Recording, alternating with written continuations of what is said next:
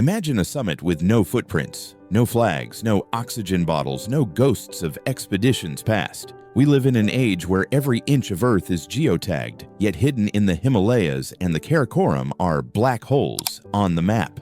These are the Virgin Peaks, fortresses of ice that have systematically defeated every human attempt. Today, we enter the last forbidden kingdoms. From sacred taboos to lethal war zones, these are 9 of the most fascinating unclimbed mountains on Earth. We begin our journey in the far eastern reaches of the Himalayas. Here, the landscape is a chaotic maze of vertical jungles and ice-choked river gorges. This is the home of Sanglung. Standing at 7,095 meters, Sanglung is a giant that time and mountaineering history nearly forgot.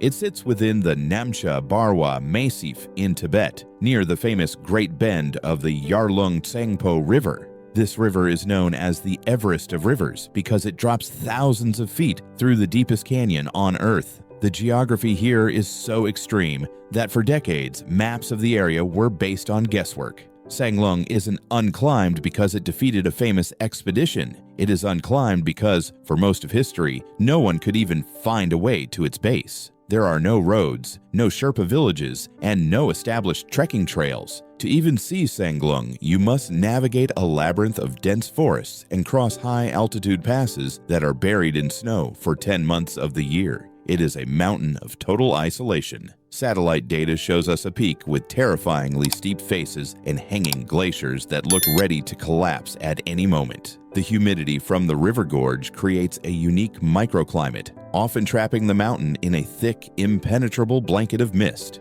Explorers who have ventured near describe the area as the land of the white silence, where the sheer scale of the terrain makes human ambition feel small and insignificant. It remains a ghost mountain, a reminder that even in the 21st century, the Earth still knows how to hide its giants. From the green, wet gorges of the east, we fly northwest into the Karakoram Range. This is a land of stark contrasts, monstrous towers of gray granite rising out of white rivers of ice. Here lies Absarasas Kangri I, standing at 7,243 meters. Its name is poetic, meaning the place of the dancing spirits, but the reality on the ground is far from spiritual. This mountain stands in the shadow of the Siachen Glacier, famously known as the highest battlefield on Earth. Since the 1980s, India and Pakistan have maintained a military presence here at altitudes where most humans can barely breathe. The mountain is caught in a geopolitical deadlock. Even if you were the world's greatest climber, obtaining a permit for Absarasas Kangri is a diplomatic nightmare. The area is a restricted military zone where soldiers live in corrugated iron huts, battling frostbite and altitude sickness more than any enemy. Because of this, the mountain has been locked away from the climbing community.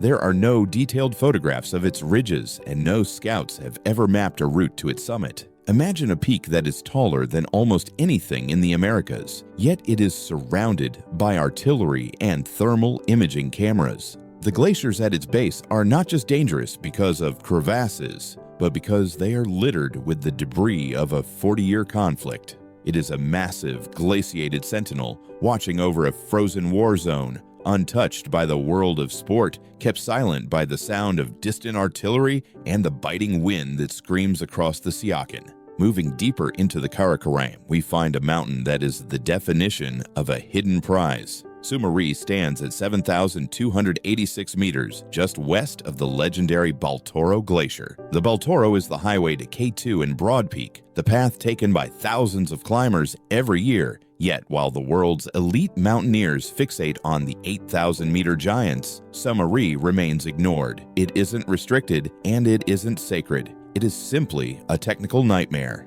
The most famous attempt occurred in 1998, when a determined Scottish team tried to find a way up its flanks. They described a mountain of unrelenting steepness. The granite here is notoriously unstable, often called rotten rock by alpinists, meaning that a handhold can disintegrate without warning. The glaciers are a chaotic jumble of ice falls that can move several inches in a single day, creating a constantly shifting maze of death. The Scots faced constant rockfalls and avalanches that turned their proposed route into a shooting gallery. They spoke of the psychological toll, listening to the mountain groan at night as the ice shifted under their tents. In the Karakoram, the weather can change in seconds, turning a clear day into a blinding whiteout that traps climbers in a vertical world of gray and white. The Scottish team was forced to retreat, and since then, the mountain has fallen back into obscurity. Summa Ri stands as a warning. Altitude isn't the only thing that makes a mountain difficult. Sometimes the rock itself just doesn't want you there. Our journey takes us back toward the heart of Tibet, to a peak that looks like a fortress of white glass. Lapche Kang III, at 7,250 meters, is a masterpiece of mountain architecture. It is part of a massive ridge that separates the high Tibetan plateau from the deep valleys of Nepal. This peak gained a dark reputation in the climbing community due to its extreme unpredictability. In 2010, the legendary American climber Joe Puryear lost his life here. Puryear was a master of the light and fast style, known for his incredible skill on technical ice. He was attempting the unclimbed West Ridge when a snow cornice, a massive overhang of wind-blown snow, collapsed beneath him. The tragedy highlighted just how fragile the terrain on these unclimbed peaks can be. Unlike the well-traveled routes on Mount Everest, there are no fixed ropes here. There are no ladders over crevasses. Every step is a gamble with the unknown. In 2016, a Polish team attempted the summit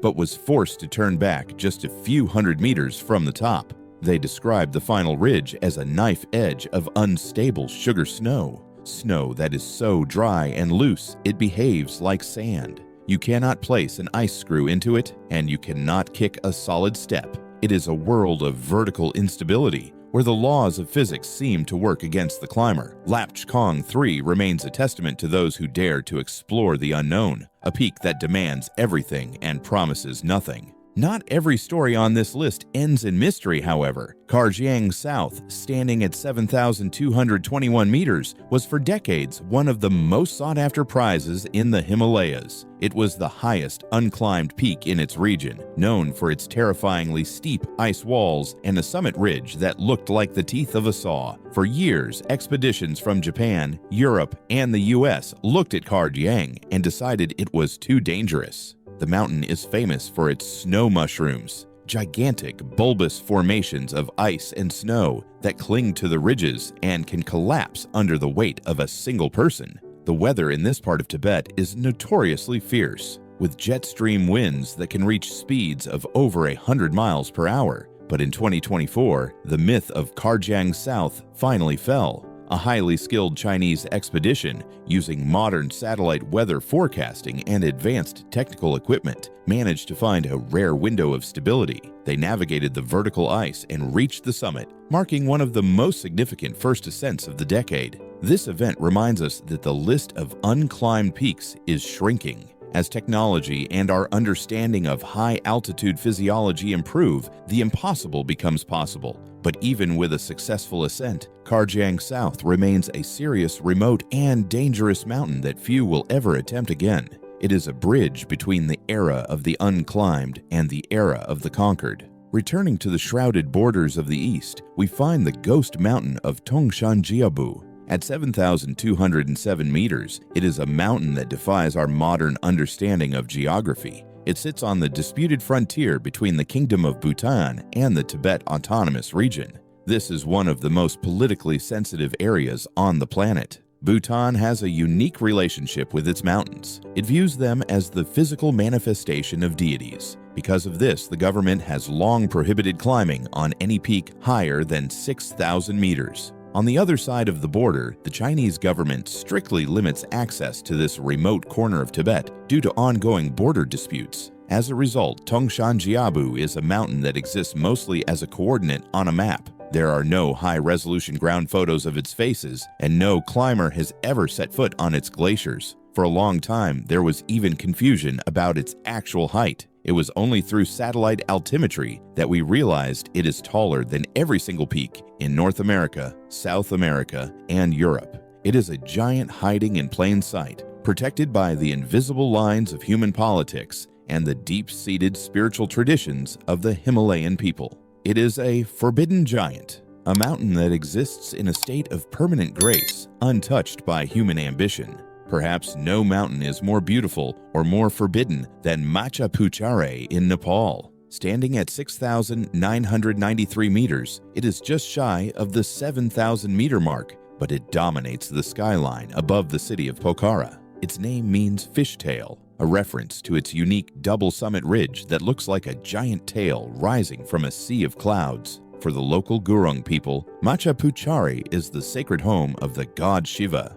In 1957, a British team led by Wilfred Noyce was given a one-time permit to climb it. Out of respect for the local culture, they promised the King of Nepal that they would not step on the actual summit. They climbed through grueling conditions, tackling steep ice chimneys and vertical granite walls. They reached a point just 150 meters below the top before turning back, honoring their word. Since that day, the government of Nepal has never issued another climbing permit for the fishtail. It is now strictly illegal to attempt the mountain. It stands as a symbol of Nepal's spiritual heritage, a peak that is meant to be worshipped from below, not conquered from above. It is one of the few places on Earth where human ambition has been successfully checked by religious reverence. It remains pure, a piece of sacred architecture that belongs to the gods, not to the mountaineers. This brings us to the most famous unclimbed peak in the world, Mount Kailash. At 6,638 meters, it is not the highest mountain on this list, but it is undoubtedly the most powerful. To Hindus, Buddhists, Jains, and followers of the Bon religion, Kailash is the center of the world. It is a black pyramid of rock, so symmetrical it looks almost artificial. Every year, thousands of pilgrims make the arduous journey across the Tibetan plateau to perform the Kora, a 52-kilometer trek around the base of the mountain. Some pilgrims perform the entire circuit by prostrating themselves, lying flat on the ground, marking the spot with their hands, standing up, and doing it again for the entire 52 kilometers. It is a process that takes weeks of physical agony, but no one climbs it. To set foot on the slopes of Kailash would be an act of supreme sacrilege. In the 1980s, the Chinese government reportedly offered Reinhold Messner the chance to climb Kailash. Messner, a man who spent his life conquering the impossible, famously refused, stating that if we climb this mountain, we climb something in the human soul. Even the most hardened elite climbers generally agree that Kailash should remain untouched. It is a mountain that represents the boundary between the physical and the divine. Its ridges are not meant for crampons. They are meant for prayers. Finally, we reach the ultimate king of the unclimbed, Gangkhar Puensum. Located on the border of Bhutan and Tibet, it stands at 7,570 meters. It is officially the highest unclimbed mountain in the world. In the mid-1980s, before Bhutan closed its peaks, 4 expeditions attempted to reach its summit. They all failed. The maps of the time were so inaccurate that one team couldn't even find the mountain they were supposed to climb. The weather was a constant wall of storms, and the terrain was a vertical maze of ice. In 1994, Bhutan banned climbing on all peaks over 6,000 meters to protect the spirits of the mountains. In 2003, the ban became permanent. Gangkhar Puensum is now a fortress that cannot be legally entered. A Japanese team tried to approach it from the Tibetan side in 1999, but they were stopped by political pressure from Bhutan. They ended up climbing a smaller subsidiary peak nearby from which they looked across at the massive silent summit of Gangkhar Puensum. They saw a mountain that was perfectly still, perfectly white, and perfectly unreachable. It is the final frontier of mountaineering, a place where the map ends and the mystery begins. It is a king without a conqueror, a summit that belongs only to the wind and the ghosts of the Himalayas. Will these 9 mountains stay unclimbed forever? In a world of changing politics and melting glaciers, nothing is certain.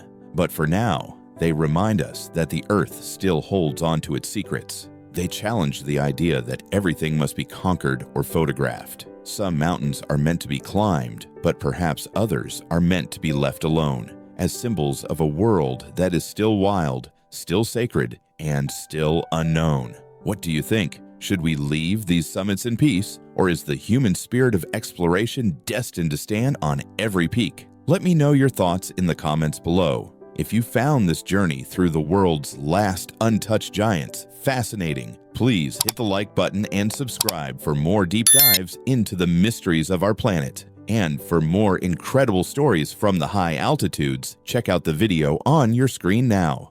Until next time, stay curious.